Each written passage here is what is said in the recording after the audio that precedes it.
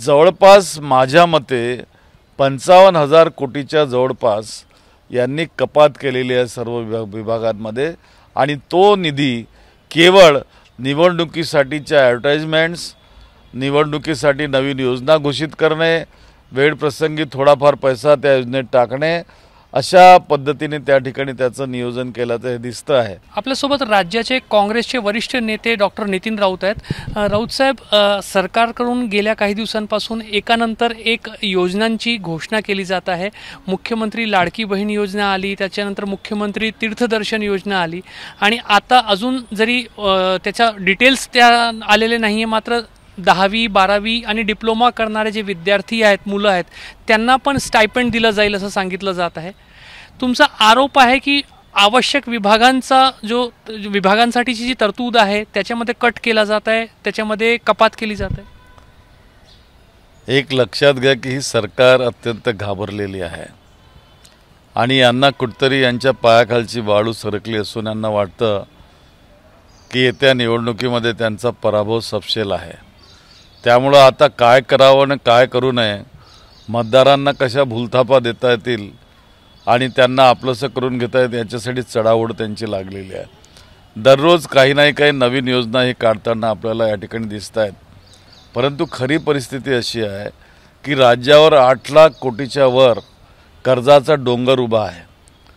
आणि दुसरी गोष्ट अशी की जो निधी बजेटमध्ये मागच्या वेळेला दाखवण्यात आला त्यावेळेला बजेटमध्ये जे सामाजिक न्याय विभाग आहे, आदिवासी कल्याण विभाग आहे किंवा आपलं बहुजन कल्याण विभाग आहे, अल्पसंख्याक विभाग आहे, यामधल्या तरतुदीमध्येच त्यांनी कमी केलेलं आहे।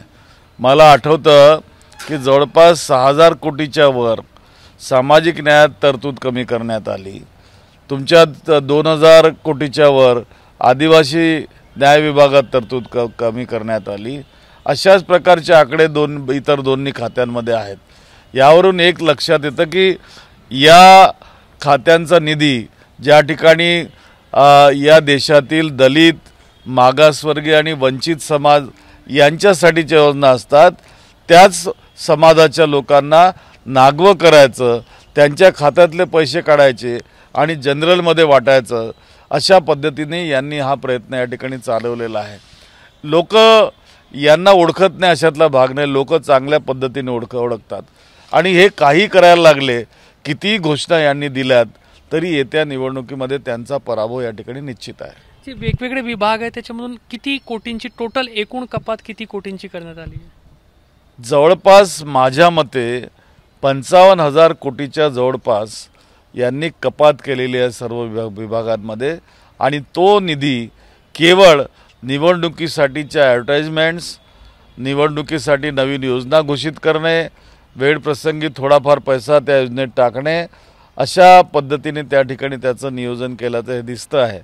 आणि यांना वाटतं की आपण डायरेक्ट पैसे देऊन विकत घेऊ शकतो मतं, तर सरकारचाच पैसा वापरूया ना। सरकारचा पैसा वापरायचा, लोकांना आमिष दाखवायचं आणि लोकांच्या खात्यात पैसे गेले तर लोकांची मतं आपल्याला आपोआप मिळतील। म्हणजे मतं विकत घेण्याचा नवीन प्रकार यांनी या ठिकाणी शोधून काढलेला आहे आणि त्या दिशेने हे काम करतायत। हा शोध अर्थमंत्री म्हणून अजित पवारांचा आहे की महायुती एक सरकार म्हणून त्या तिन्ही पक्षांचा? एक लक्षात घ्या की हा दोष काही एका व्यक्तीचा नसू शकतो। जेव्हा सरकार हे कृत्य करायला लागते त्यावेळेला या सरकारामधले मुख्यमंत्री असोत, उपमुख्यमंत्री असोत, उपमुख्यमंत्री वित्त असोत आणि मंत्रिमंडळ असो, हे सगळे त्याच्यात आलेत। आणि खास करून जो पक्ष त्यांना चालवतो आहे, जे राज्याची सरकार चालवणारे नेते असतील ते त्या ठिकाणी दोषी आहेत। केंद्रातही त्यांनी तसंच केलं आणि आता इथं सुद्धा तेच करू पाहत आहेत। लोक चांगलं ओळखतात।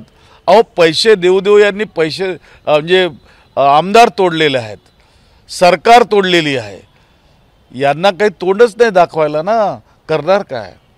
आपण काही आंदोलन करणारा विरोधक म्हणून या संदर्भात आवश्यक जे खाते, लोकांशी निगडीत जे खाते आहेत त्याच्यामध्ये जर कपात केली जात असेल तर काँग्रेस पक्षाची पुढील भूमिका काय राहणार? काँग्रेस पक्ष याविरुद्ध दररोज आवाज उठवतो आहे।